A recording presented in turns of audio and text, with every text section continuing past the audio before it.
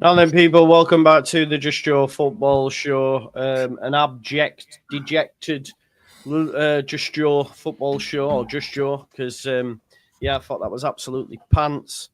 Didn't really get going. We had chances in the first half and again dropped the ball and failed to take them. Nonto's decision making at times was piss poor. I thought Aronson was poor. Outside of that, I just don't remember us creating anything. James had a quiet game. Tanaka had a poor game by his standards, obviously gave away the penalty as well, which was a stonewaller for me. Just really poor. Even the changes didn't really do much, if we're being honest either. Bamford was offside more than he was on, and Joseph as well. We probably need to start asking questions about Matteo, to be honest, if I'm honest, while he's coming on, because I don't know what we're doing there. And yeah, I mean, look, Blackburn didn't create loads. They weren't amazing, but you could see in the first 15 minutes they were there to play. Dolan was probably best player on pitch. And that's disappointing when you've got the level of players that we have, and we asked them to step up, and no one did. And get a fecking number 9, get a 9. Aronson was poor as well, and I've been talking him up all week. But he was poor as well. I don't know if I could, look and say anyone had a great game out there, really. And, it's disappointing because on a weekend where you're thinking, right, Sunderland play Sheffield United, and then, we have a chat. We've now found ourselves in second, 3 points behind Sheffield United, which is a real shock. And, we've Burnley get a result against Stoke. We're in third, aren't we? So, yeah, it's disappointing. Away form's really poor, and that needs to change. So, yeah, Andrea, I'll hand over to you, mate, because I'm fucking a little bit dejected. I don't know how you got through that, honestly, because it was a horrible game, honestly. If Fark had completely nailed the game plan against, Luton during the week today, absolutely got it wrong, totally, completely. And I think it was overall no one has had a good game. It was a collective, underwhelming game today, honestly. And you remember afterwards, once, on this very show, I said, so there was some people saying, yeah, but that was just once, we should get past them, we are miles ahead in terms of the squad value and all that. But you hit your points, and today was the clear example, because honestly, it was a completely different game from Luton, because Blackburn got at us with not an aggressive pressing, but they're the front three, they stay high, so they completely blocked the midfield, because Watford barely moved, barely got involved. Tanaka struggled because he didn't have the space to get forward like he did against Luton. They stayed back. It was like the middle centre back, in possession. And honestly, Nyonto, very poor game. James, I don't know how he stayed on for 90 minutes, honestly, but not for James, for the type of player that he is, honestly, because against a physical side like that, there was no space. We know that James is great in try to get in behind or try to run when you switch the side. Today, there was nothing like that. And honestly, I don't know why Farkas in certain games against opposition like this one, very similar to Millwall, by the way, the way they played. A position like this one, he wants to stick with a 4-2-3-1.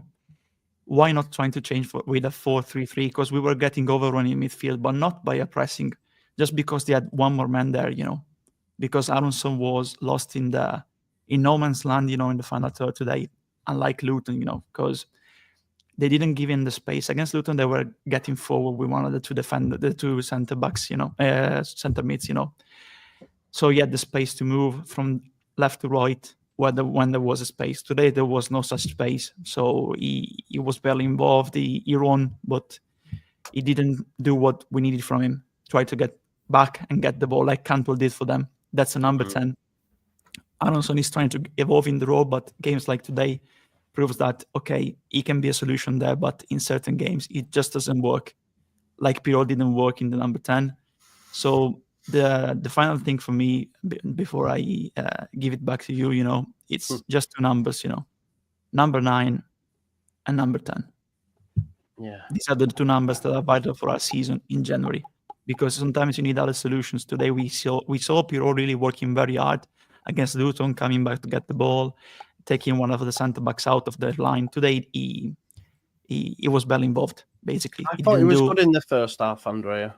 I think he tried at the start, but after that, Joe, I don't think he helped us, honestly, like he did very good against Luton, because he really balanced us. But today, we saw that we need different solutions in certain games, because in certain games, like Luton, for example, when you play against teams, not getting high, in a certain sense, that work against other teams that play in a different kind of football, positional football, like Blackburn, like John Eustace, it doesn't work. You need different solution. You need a different physical number 10 capable of helping also be the third man in midfield to getting back with the ball, and then progress like a box-to-box player in a certain sense. And a different 9, because today, we played with Bamford. I agree when he put on Bamford. Yes, the shots were not great. Yeah. Because, you need a physical player there. You need a tall player in there, And we saw that Matteo really struggled when he came on. Also in terms of attitude, I think. I didn't like his attitude today, honestly. His body language when he came on, honestly. He could have done much, much better. So that's why you need a different number 9 and different 10. We're lacking these 2 kind of players in the squad at the minute. It's vital for our season in January. Yeah, no, I agree. For Farker's sake, says, how many times have we seen that? You could see start of second, it was Millwall all over again. We can't break down a low block. We need a 9 and 10 still. I have to agree. Fark 6 says Cantwell ran the show. I don't know if it ran the show, but he was about. But I mean, second half was majority Leeds. We just did nothing with it. John Eustace 3, Daniel Farker 0. That's a very good point. Paul, thoughts, mate? Is the season over? I'm serious. Is the season over? No, it's not, mate. No. Sorry, because the way people are reacting is like the season's over. We've lost the game of football. If y'all haven't got the stomach for the fight for a season, why are you supporting us? Why are you supporting Leeds United? Yes, the performance was bad. Yes, players were bad. Yes, we didn't get the result. We are not going to turn over every single team. All of the players today were bad. Nobody shone. Nobody did very, very well. Nobody stood out. It's that simple. But it's just that Farker out. Okay, you want Farker out. Who are we getting in? Who's coming in if we get Farker out? Give me names of managers in the comment section now. That's a good question. Who's coming in? Who's coming in? We get rid of Farker.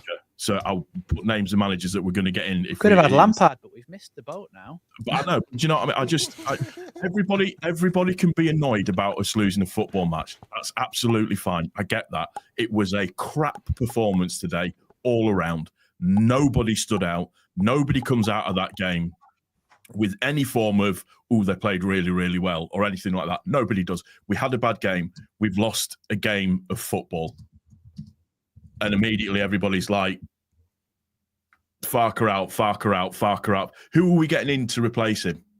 That's where that's my thing that annoys me. He needs to start working out how to win games away from home. 100%. I agree with that. Not a problem at all. But it's just this knee-jerk reaction. We can be annoyed at the result. Nobody played well. Nobody played well today.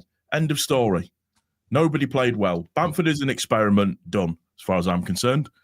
I know JT might not agree with that, but Bamford is an experiment for me done. But we need a number 9 and a number 10. That's what we're missing.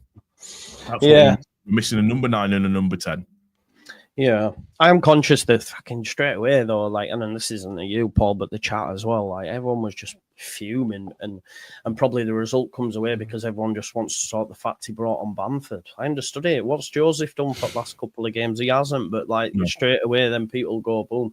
I just realised I need to move Dillo. We can barely see him, can we? Behind that little behind the logo there. Come on then, Dillo. We'll come to you, mate. What are your thoughts? Yeah, kind of exactly what Paul said as well. It's just, it's a disappointing one. I want to smash my head off a wall a few times, if I'm being honest. But as far as people saying Fark out and all, just relax, will you? There's no need for all that. He's still the man for the job. It was a bad day at the office. Couldn't break down Blackburn. Was it a penalty? For me, I thought it was very soft. Really? Then exactly. Yeah, I thought it was a bit soft, to be honest, Joe. Yeah. Really? Nah, it's a Definitely. stone waller for me. Like, he's run at so much pace, Tanaka. He's only ever going to take him out, man. I don't think it was know. just a bit soft, to be honest. Yeah, fair. But as far as each individual Leeds player, no one kind of grasped it today. They just weren't at it, you know. The only one that kind of really stood out for me, and this is me just being a bit generous, was Nanto. I thought he was kind of the main threat in that side, but even at that, he didn't really offer a whole lot. When He's so frustrating, Dillo. Like, he's supposed to be the top guy in this team, and he either took it himself or made the wrong pass. Like, and then he's moaning that he's getting taken off, man. It's like, what are you doing? I think we did touch on that before, though, Joe. It's kind of the wrong decisions at the wrong time. But I was kind of frustrated when I did see him come off, because I said he was the only one for me anyway, kind of making some sort of impact as such. But bad for coming on. Exactly what Paul said as well. Joseph, his attitude kind of annoyed me as well. It was just, to be honest, a bad day at the office. We go again. We do. So. Kilgallen comes in, excuses FC, front and centre. Are we not entertained? I'm just going to say, like, you can have your moment, that's fine. But what I will say, Kilgallen, I've not seen you since Luton, genuinely. So that you've not been on any stream since Luton. And now you're back throwing money in the hat just to say this. It's crazy, man. But I respect it. Big up to you, Kilgallen. You know it's all love. Darren, do you agree with your brother? Was it a penalty? I was, yeah. I thought it was. Yeah, I thought it was a bit soft, silly from Tanaka like that. It's one of them. Maybe you should just hold off, stand them up a little bit. But again, it's soft. It's one of them that you don't want to be seeing given. I think Dolan makes the most of it as well. Feels the contact goes down and makes the most of it as well. Look at they're always giving them types of penalties nowadays. You get them, and Dolan was smart enough to go down. Going back to the game, it's echoing everything that the three boys said. Frustration, painful, boring. We just never got gone. We talk about coming out first gear. I don't even think we found the keys today, lads. It was horrendous. Really, really bad to watch. Painful to watch. We never got gone. Painful to watch. Like you said, Joe, I don't think anyone across the pitch today done themselves justice. Junior Fairbault, to me, was rusty as an nail sitting in a puddle of water. He was really bad as some of his first touches, balls going away from him. He didn't seem out of someone's defending. Reminded me of the ball got back in the Premier League days. I was getting PTSD looking at him at times. Yeah, just really bad across the park. Tanaka as well dropped below his normal self, which to keep up to them standards across a 56 or 46 game season is hard. Joe Rotwell wasn't really involved. Nanto would probably seem to be the only one, but like that, just making the wrong choices at the wrong time when he did shoot straight down the throat to the goalkeeper. We didn't really have much. And to be honest, lads, we're probably lucky it was only 1-0. They hit the bar as well. Todd Campbell had a great chance. He was in behind, fluffed his lines, and probably should have had another one just after that as well.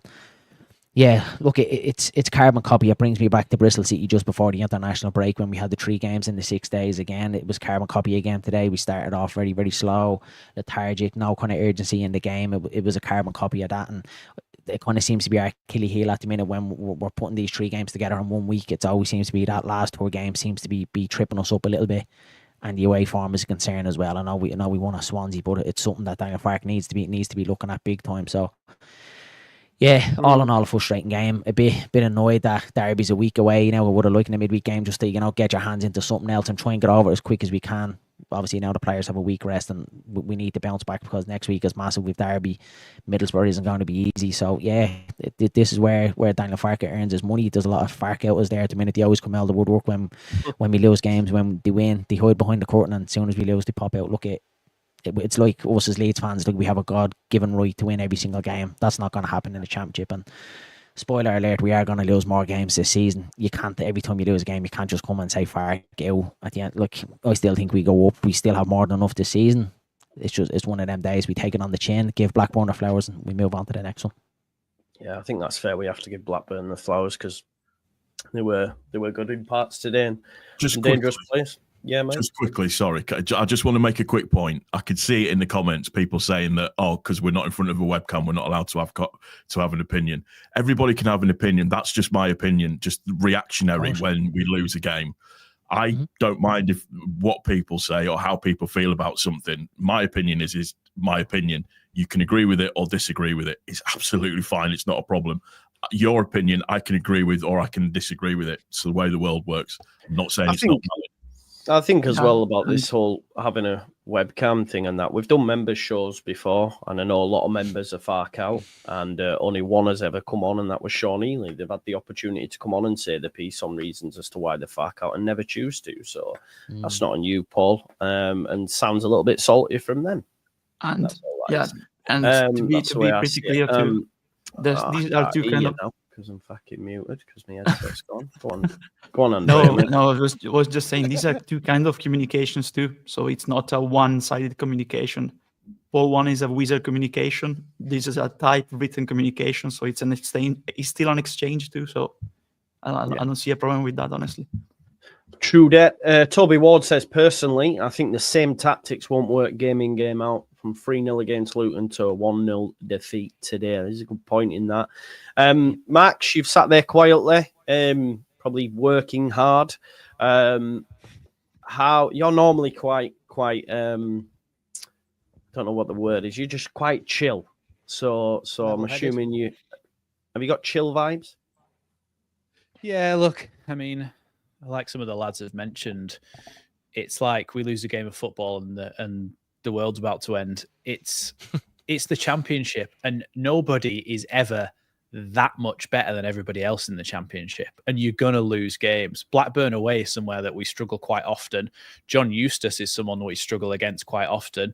He sets up solid teams that are hard to break down, and if they go ahead, you're gonna have a job breaking them down. Now, that isn't to say that we shouldn't be better at breaking them down, because my frustration with this is that we're struggling to break down a low block still. And when they were backing off later and later and later into the game, they were getting further and further back. It looked like we're out of options. Our only things that we were going to do is shoot from the edge of the box, which we started to do a little bit more, but they're all straight down the goalkeeper's throat, or cross it in. Now, crossing it into the box isn't the worst way to try and score a goal if you've got somebody who's actually going to get on the end of it. But when Piru likes to drop to the edge of the box and receive the ball outside the box, and you look in the box and you go, okay, you're going to cross it now to who? Nonto. He's like 4'4". He's never going to get on the end of any of that. So if you are, like Paul said earlier, if you are going to sign a different type of striker, somebody who's going to offer you something different, if you're going to want to cross the ball into the box, then sign somebody, not Kiefer Moore, but like what Ipswich did, sign a target man, somebody who's going to be a big guy in the box, somebody to hit. But if you're not going to do that, you've got to find a different way to play rather than aimless crosses into the box. And as well, our crossing into the box was really poor as well. You saw so many where Bogle would cross it in and it would just fly out into touch on the opposite side. And you go, what the hell was that? Like, just a complete waste of possession. So for me,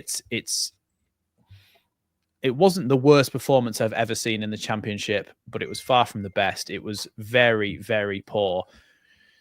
I just think we need to forget about it and move on to the next one, because people saying Farke out, and people said, I saw someone in my stream saying Farke's got no tactics. What does that even mean? He's got no tactics. Of course he's got tactics. It's such like an abstract thing that people throw at him going, oh, he's got no tactics. Well, he obviously does. Otherwise, he's just sat there twiddling his thumbs at his desk, isn't he, at Thorpe Arch all week? Like, he obviously has tactics, but yeah, I don't know. It just annoys me. It's just bullshit. It's just like something that people say because they've seen other people say it. Yes, exactly. Regurgitating the same stuff. Yeah, it's mad. Like Gattuso says, the tactics sometimes may be good, sometimes maybe. Abdul Al Khalifa, big up, mate. Abdul Rahman. He says, hi to all. Absolutely sick. We couldn't get at least a point today. A huge criticism of Farke is why can't he change at half time when it's obvious that Aronson had to be taken off? Why does he leave it too late? You're nodding your head, Andrea. Let me come to you, because he does change at the 70th minute all the time. Like, all the time. He needs to do something about that. Bielsa was the same, but he needs to do something about that, surely. Yeah, I totally agree with you because it's a pattern that it's been haunting us for the last 2 seasons now, the current one and the last one, of course. And honestly, I don't know in games like this one, how much I like about certain things of the way Farke plays, and how much I don't understand certain things of how Farke plays in terms of accepting and try to understand, and I'll agree with that, And one of those is, of course, the substitution and the timing, because in the end today, I don't know how some players that are not performing, specifically some of them, what they are doing to earn the opportunity to stay on the pitch. They were performing very, very badly in the first half, and they stayed on the pitch in the second half. No substitution at half time, no substitution around the 60 minutes mark. Everyone knows we are resigned, that okay, he's gonna the fatigue hour, the certified time for the substitution is coming up the 70th minute. It's like the pivot of our game. There's a team before the 70th minute and a team after the 70th minute. Because every time, if we need to change something, he waits till the 70th minute. And I really not up for it, honestly. I don't agree with what he's doing in that specific sense, because it's clear that if the team is not working, why not change the team at halftime? Why not change the team early in the second half? Certain players are not earning the opportunity to play for 70 minutes in this specific game, and you give other players who can change the game because they have different characteristics, skills, different kind of players, just 20 minutes to adapt to a game, a very narrow game, because they were playing very narrow in the end. So they are entering into a game, a blocked, narrow game, and it's really difficult for a player in 20 minutes to change that kind of game. Nyonto was, I think, he tried, but lost so many 1-on-1s, 1v1s, and I didn't understand, in the first half. He changed them later on, but for us, a period of the first half, we had Jinx on the left and Nyonto on the right. Yeah, and we know that. I don't know what that was about. We didn't understand. We were saying exactly. that as well, and the follow along as well, Adrian. As soon as he changed it, it got worse, because Nyonto was trying to get in on his right foot, and it was working for him. He was kind of getting shots away. James was getting a little bit of joy down the right hand side, but as soon as he swapped them, it completely went to shit, and Aaron got worse as well. The tactical change was really poor. Echo exactly what you said there as well. We were saying the exact same thing, that if players are playing so poorly in the first half and they're not up to it, take them off at half time. Right, if you're going to give them the benefit of the doubt, well, then at least give them 15 minutes and say, right, after 15 minutes, if you're not up to it and you haven't right the wrongs of the first half, well, then I'm whipping you off. Why wait to the 70th minute? You could see even 10 minutes into the second half, it still didn't change. None of the players were up for it. So why not change it there? Why not be proactive? He's very reactive with his substitutions. It's always too late rather than being proactive and ahead of the curve. We can all see it as fans what's coming. So why can't Daniel Farke? It was crying out for a shake-up 10 minutes into the second half, and he just never done it. It's mind-boggling why he waits to the 70th minute when it always feels like the game is too long. By the time Ramazani and Solomon and even Joseph kind of started to come into the game, you're talking then 10 minutes, 5 minutes left in the game. It's well too late to make an impact on the game for me. Yeah, and then he put Bamford on, and I agree with that, because we needed a tall physical one, we needed something. Yeah, on that type of player. Then he changed again and put Joseph on for the last, 3-5 minutes, in the game. So, and the other thing, apart from the subs, is also the dogmatism, he always wants to stick with the 4-2-3-1. In certain game, Aronson was struggling to get to the ball, struggling to have an impact. Why not change and put on Gilavogi as the pivot? Then you have Tanaka and Rothwell, and they have the freedom to get forward and get back. Then you still have three up front. You're playing with Aronson not having an impact. So it's like playing with 4-2-2-1, because Aronson didn't get the ball. It was really different, this game, compared to the Luton one. He was lost in the middle. He didn't have any impact in the number 10 position. So take off the 10, put another midfielder, because they had one more Mendenos in midfield when they regained the ball. And Rodwell was lost in the middle because Tanaka was staying back. So I sent a photo also to Loki during the game. There's like Rodwell alone in the middle, Tanaka back with the two center backs, and then you have all the other players up front So it's this disjointed team in that sense when you're building up like that. So I would have liked to see, for example, Gilavogi, 4-3-3, Gilavogi, Tanaka, and Rothwell. And they have the freedom to get forward. And you still have three. You still have the attacking threat, because you have, for example, Solomon, Ramazani, and the striker. So I would like to see some change in a certain sense, also reading the game into that, into the formation and change of formation in game. Katie Hull says, hi, love all your content. Blackburn fan here in peace. We played well. You had chances. It's just the championship. FF, for fuck's sake, says, do we buy 9 in Jan? Kvitsgarden be perfect. I'm not sure who that is. Away form is inconsistent. Subs come on too late. Bamford, bad player. Performances, can't get promoted. Just winning at home. Simply not good enough, says Hyru. JT, you've just joined us. Any thoughts on what Hyru says and just your analysis of the game, my man? Can't hear you, mate. You're muted.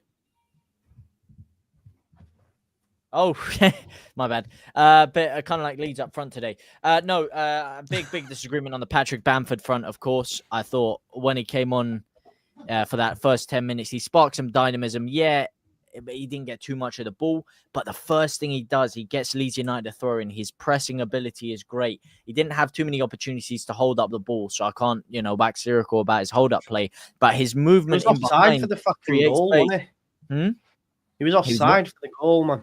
Well, debatable, allegedly. I would... no, he was. Well, listen, I beg to differ. But as I said, it came from his work anyway. It came from his work rate, whether he's onside or offside. It came from his movement to get into that position. It came from him dragging defenders away. And that's something we lacked for a lot of the game. I actually thought that was probably one of the best 10-minute spells we had when he first did come onto the pitch. I would say the changes were... you're glazing his... He wasn't good, man. He was good. Minutes? Bamford was good. I thought Bamford was very good. You just said... It was arguably the 10 minutes best performance we've seen. Best 10-minute spell of the game. No, not That's at what all. I said. What, you thought there was a better patch of the game? Yeah, at the start when we had chances, we non-to and stuff. From about the 8th minute to about the 20th minute was our good patch of that game. That's when that would explain it. I had a delayed train, so I actually missed the first 20 minutes. So that would explain the first 20 minutes.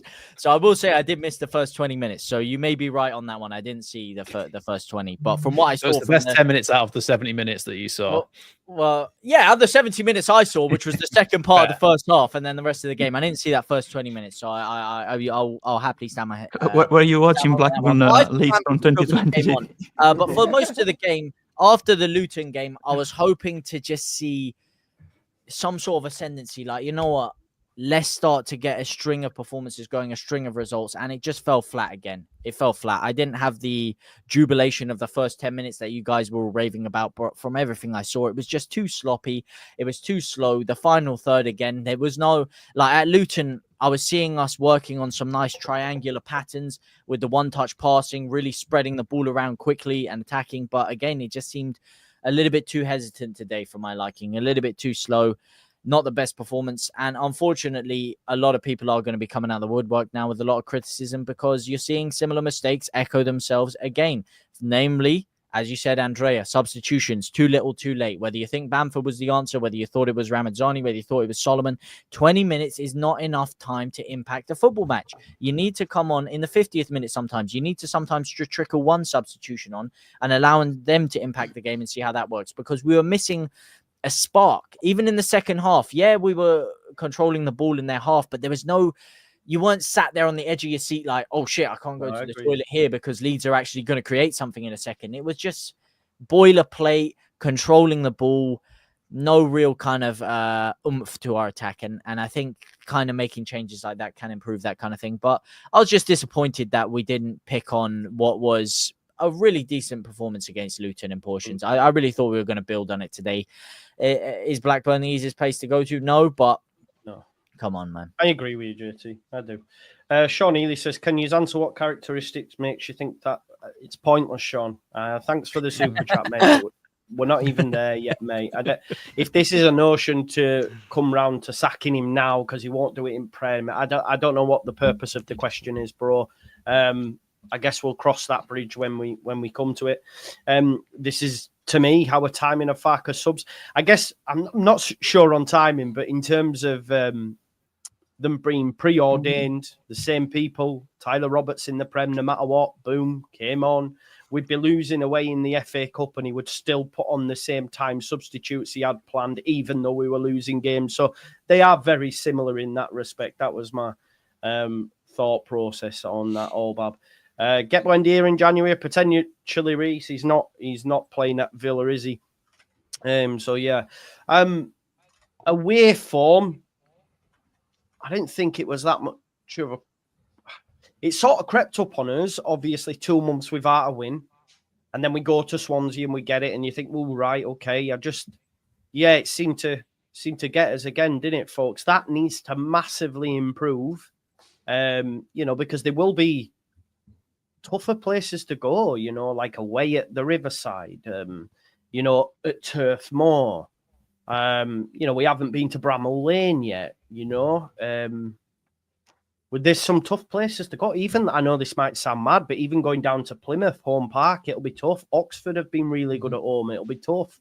Pride Park, Derby, it'll be tough. So that needs to massively improve if Leeds United, it just needs to massively improve. I'm going to say go up. We tend to live in our own little world of Leeds, though, a lot of the time. And I bet if you went onto other channels, they'd be talking about how Sunderland have dropped points again.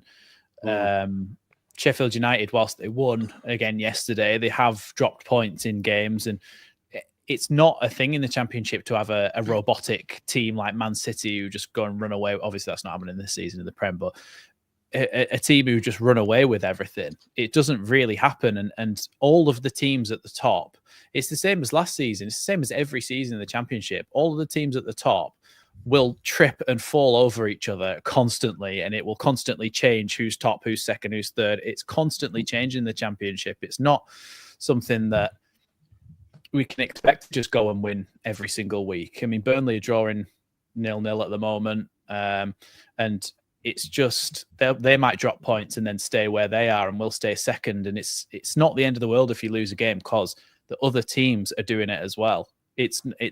We do get bogged down in our own little thing of we've lost again. We're dead annoyed about it, but other teams they drop points as well. Like Burnley have lost 1 in the last 5. Sunderland have lost 1 and drawn 4 of their last 5. And they were top, and we were thinking, how the hell are we going to catch Sunderland at some point, weren't we, earlier in the season? So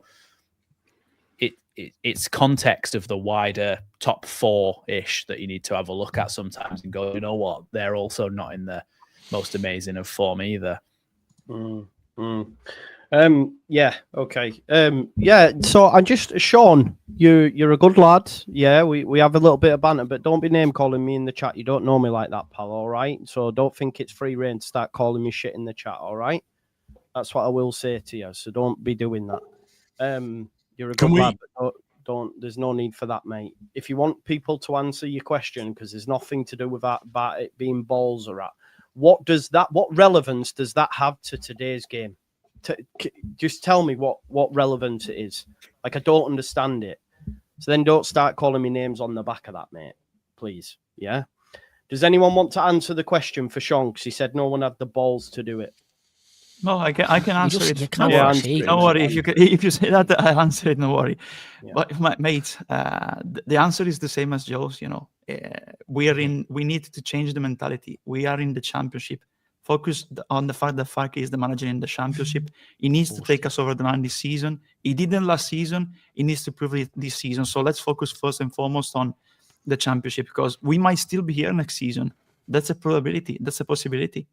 So first and foremost, get out of the Championship. Then we talk about at the end of the season, if that happens, when we are in the Premiership, Okay for you, Sean? I hope so, mate. Can we just have a little conversation with regards to the ref when he missed the blatant red card tackle, by the way, because that has irked the hell out of me. That was missed with was it Dalton with literally the knee-high tackle that he did, and he just got a booking for it. I've seen slow-mos of it online, and it's a red card all day long. Yeah. Yeah, I Absolutely. don't know which one you're knee height referring as to. well. I can't think.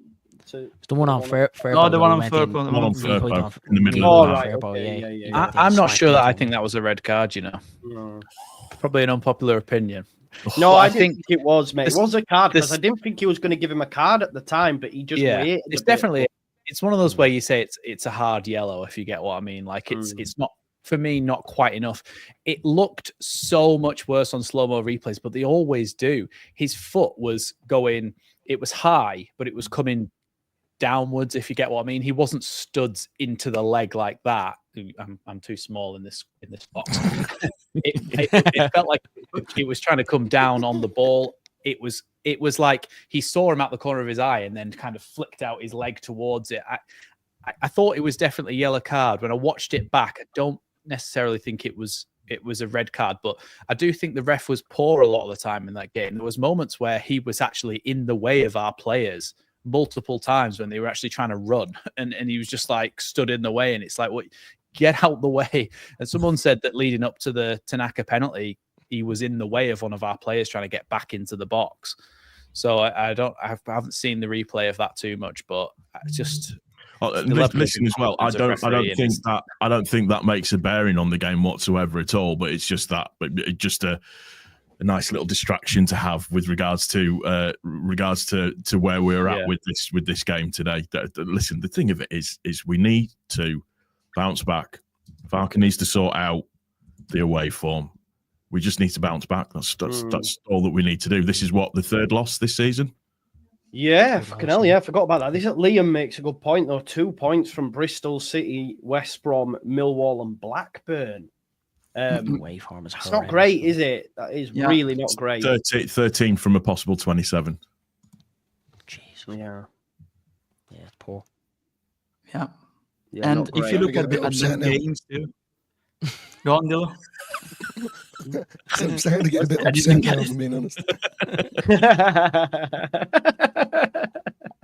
No, the problem, lads, is that if you look at those games, if you look back to those games, there's so many similarities in those performances too. Yeah, they're all the same. Yeah. Yeah. Yeah, it needs to change. Frustrate the life out of us. That's what they do. Exactly. Just come out and you kind of knew the first 20 minutes it was a carbon copy of Bristol City. You could see it. I said that Dylan was just fell flat right across the park, and I said to Dylan at the time, I was like, this reminded me of Bristol City, reminded me of Millwall. You can see, as Leeds fans when we're not at it. And after 20 minutes, you could see we were not at it. It was crying out for the change at half time, bringing it back to Farke. As look, I'm not Farke out. Still think he's the man for the job 100%, but it's the same thing we're saying about him with subs. When you clearly see there's something wrong, get ahead of the curve, be proactive, make the change. He talks about where he's the man. He makes the decisions in the dressing room. The players have to be big enough to take it on the chin. Well, stand up and make the big decisions. Do what Bielsa done. Don't be afraid to whip Phillips off when things isn't going right. Have the balls to take him off and say, right, we got it wrong, got me line up wrong. We need to change it up. I think it's frustrating as well. Like Burnley have just gone 1-0 up as well, which means Leeds are now in really third. You know what I mean? So I told you, man, we're washed. We're not even in the top 2, man. The away form needs to improve. We need to be able to put in 3, and we can't even say it's not down to rotation or whatever, because obviously he's rotated the wingers and he's changed things up. Firpo's coming fresh. We can't even say it's because he's played the same 11 for 3 games in 6 days, because he has changed stuff. But just a shit day at the office, really shit. And we've just got to dust ourselves off and go again, haven't we? We've got next weekend. We don't play Derby, isn't it? Derby, yes. Early kickoff against Derby, and then we've got another 3 games in 6 days, which are Derby, Borough, and Preston. So it's not easy. 6 points again, loss against Borough. What are we saying? I think so. I'd take 6 now. Big one, man. I'd take 6 now. Borough are my dark horses this year, to be fair. I really highly rate them. I said it. I agree with JT, but I think the thing that might kill Borough is just they have that little level of inconsistency where they can go 3 games on a 3-game losing streak really, really easily. So yeah.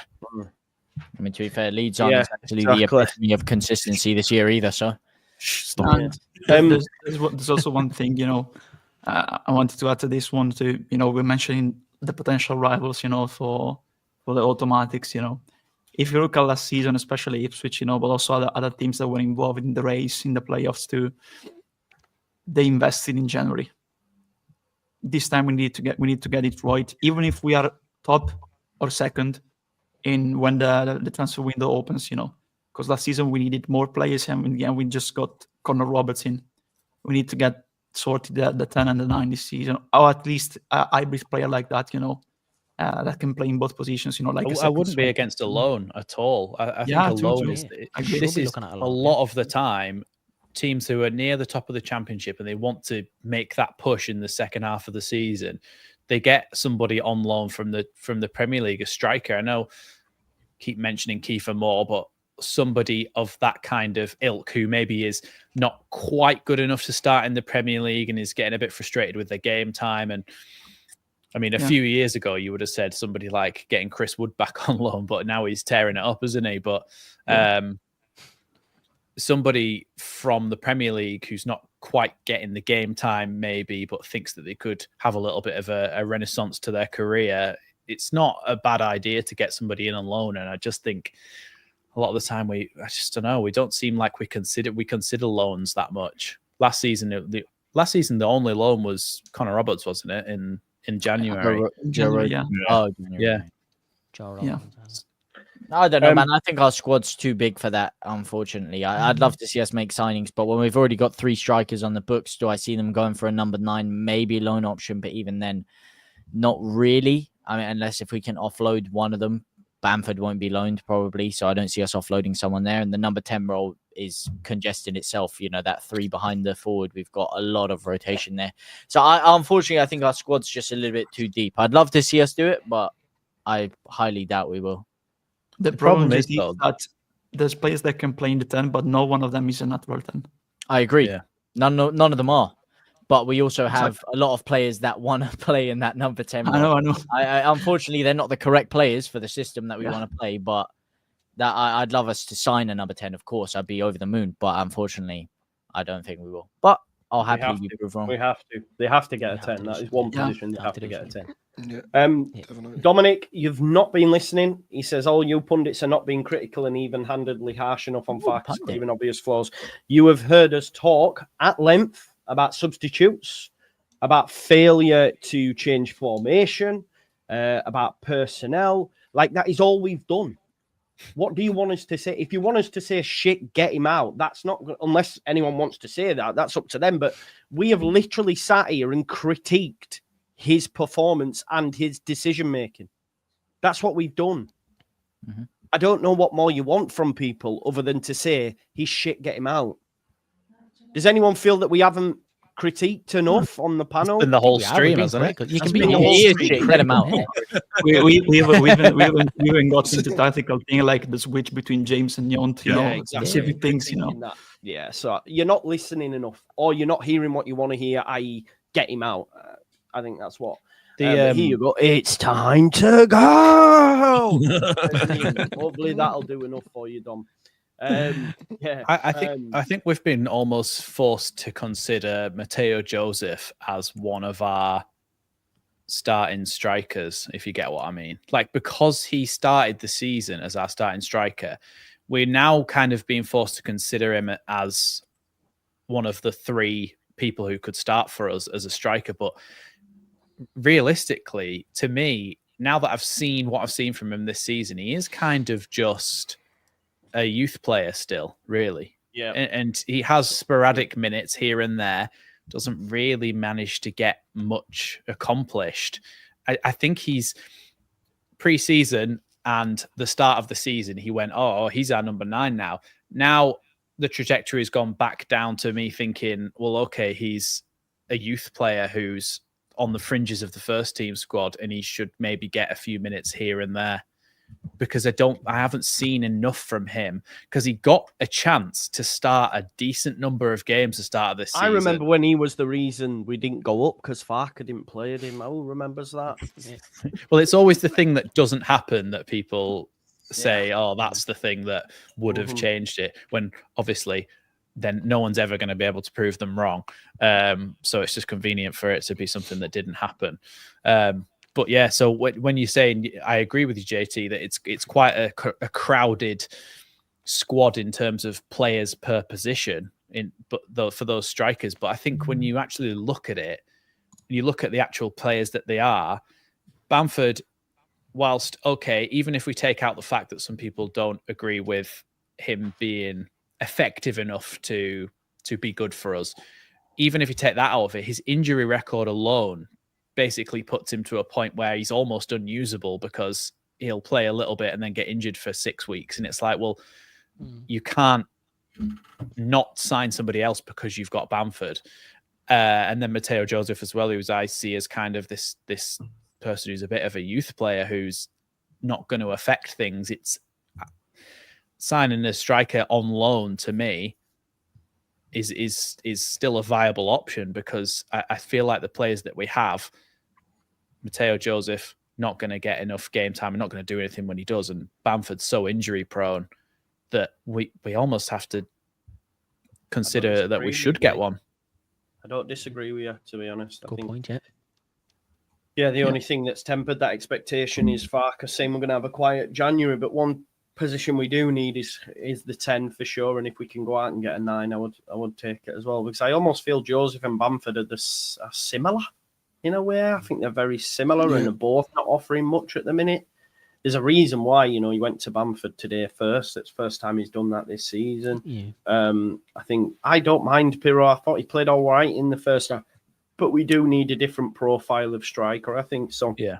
There was a few positives today about Pirro's performance. His hold-up play has come on leaps and bounds this season. I thought today, when we were always talking about how we're not moving the ball fast enough, Pirro is one of the players where when he receives it back to goal, a lot of the time he'll try and play a first-time pass to one of the wingers. And there was one where Dan James gave it to him, and he just first time kind of hooked it around the corner and it went bouncing down the line, and Dan James was able to get there. It moves us so much quicker the first time passing. I thought he was really good at that today. He just wasn't able to. He played a beauty ball over to Nonto first time, It came into him and he just knocked it over his shoulder. That's what I mean. That's what I like to see from him, because one of the things people will say was he's not got that kind of hold-up play. I thought he did well at that today, but he's just not on the end of anything on the other end of things. So it's just frustrating because that when we're toothless and we can't put shots on either side of the goalkeeper, if it's Pirro that those chances fall to, he probably puts them away. But because a lot of the time our chances come from players creating them on their own. So Nonto cuts inside, opens up the space to shoot. He's the only one who can do that, or a Dan James or whoever. Pirro's not really straight down the middle. That one where the keeper kicked it out, it falls to him, and he just smashes it straight at him. There's no... He just needed to drag it right. Sorry, needed to drag it to the left. It's as hard as I can. Yeah, but listen, I hear what you're saying with that, but they always say you more harshly judge a striker when he's not getting chances than when he is and when he's missing them, because the reason the striker is not getting chances is because of the striker. It's as simple as that. His movement in and around the box is not good enough, and then you're seeing that, man. When someone like Bamford comes on, we do create more chances. It's just a fact. When a striker is not consistently game after game after game getting any chances, you have to eventually start looking at the striker and saying, are they making the correct movements? I'm not criticizing him. I'm saying his movement. Why I'm criticizing him. JT, who's the top scorer? Listen, is that the question we're asking here? Is he consistently getting a lot of chances? Did he? Okay. Did Max just say or not say that Pirro is not getting the chances, and when he does, he'll finish him? Because I'm not questioning his clinicality. My point is that you can't blame other players when consistently Pirro is not getting enough chances. I'm not blaming him. It's 50-50 though, isn't it? I mean, somebody does. Do you know Joel Pirro prior to today has a goal involvement in 0.9, like nearly a goal involvement a game per night. Yeah, and a lot of those came when he was coming off the bench and getting a lot of goals, which I think is more effective. He's got to have somebody to pass him the ball for him to be able to score as well. So it's not just the striker's fault for not being in the right place at the right time, because he has been consistently this season to get that amount of goals. It's just that in a game like today, this is the I think this is what we're coming to here, is that in the other games where Peru has scored, it's been when we've been able to stretch teams and they've played a little bit more progressive football and opened space up for us to be able to score.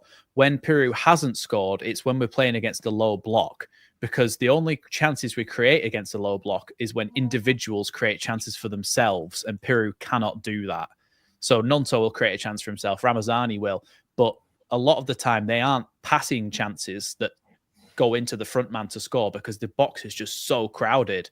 So I think he struggles in this system, which is why a different type of striker, if you are going to lump the ball in the box, you want a Peter Crouch, nice modern reference there, to get on the end of things.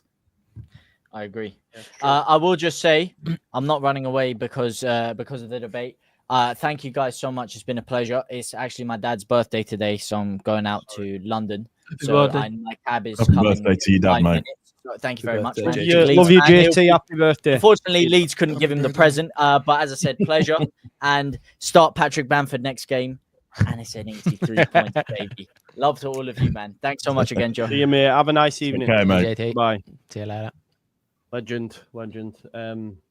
Big up to JT and his dad, of course, who's a Leeds fan as well. So happy birthday. Would you have Lads, not said happy we birthday if he wasn't a Leeds fan? Yeah, I suppose I would have. I probably would have. I think we'll bring it to an end. I mean, people are dropping out in the chat and that. I think we're all just a little bit.